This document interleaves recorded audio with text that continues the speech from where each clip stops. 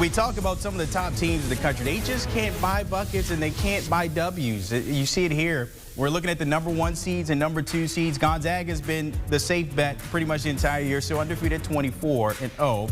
Michigan getting a bump with Baylor losing their first game, sliding in Illinois there as that fourth #1 seed. Then you see #2 is Ohio State, the top #2 seed there, Bama, West Virginia, and Iowa, making things a little interesting the closer we get to tournament time. All right, let's bring in our Jerry Palm to break this all down. You just saw it there. It looks interesting. I mentioned off camera that you can't bet on any of these teams this time of year. But looking at those #1 seeds, Gonzaga's safe, Michigan, Baylor, Illinois sliding in there. But when you look at that fourth #1 spot, it doesn't seem like a safe spot for anybody this time of year, Jerry. Well, it's certainly a very competitive spot and the only one on that line because the gap between 3 and 4 is really big, to the point that Baylor and Michigan could take multiple losses from this point forward and still stay on the top line. But Illinois is there for now. Ohio State right on their heels. They play each other on Saturday, so you may see another flip-flop. Plus, you've got Alabama waiting in the wings. You've got West Virginia right at this moment, the best of the pile of Big 12 teams behind Baylor in the seeding. So and then Iowa making a run. So there still could be a lot of shuffling from 4 to say 12 in this bracket as just this last week of the regular season and the conference tournament start.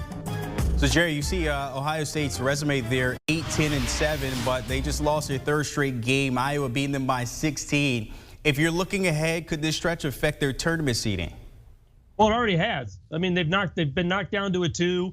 They've still got the game with Illinois on Saturday. They don't play another game this week. It'll just be that one.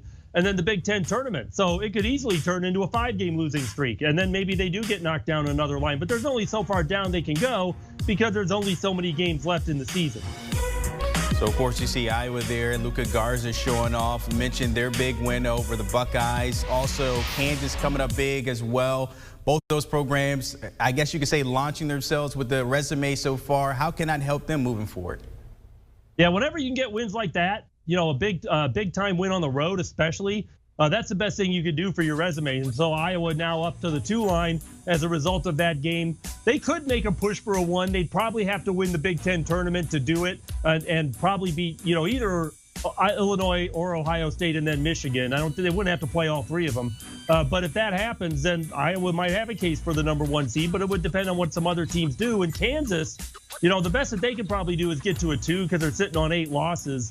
But there's a lot of quality wins to be had in the Big 12. They play UTEP in the middle of the week, but they don't play again until the Big 12 tournament, so they don't have too many chances left to build their resume.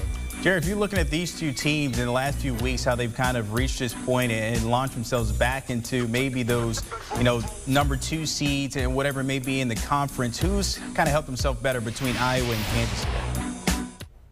Well, probably Kansas because they beat, one of the top 3 teams, and that's just something that hardly anybody else can do. Now, a Big Ten team could do it, just hasn't happened yet.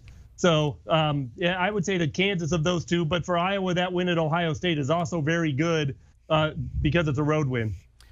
It seems like every week we're talking about the Blue Bloods. We thought they were done weeks ago, and it seems like they keep on climbing back into it. For example, Duke and Michigan State, 2 teams we thought were done, now in the hunt. What's the best case scenario for them to make some noise?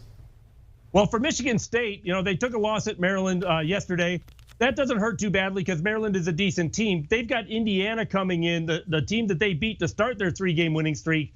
Indiana at home this week is huge because it builds a little bit of a cushion for the home and home with Michigan to end the regular season. And then Michigan State's probably going to have to do at least a little something in the conference tournament to feel comfortable on Selection Sunday.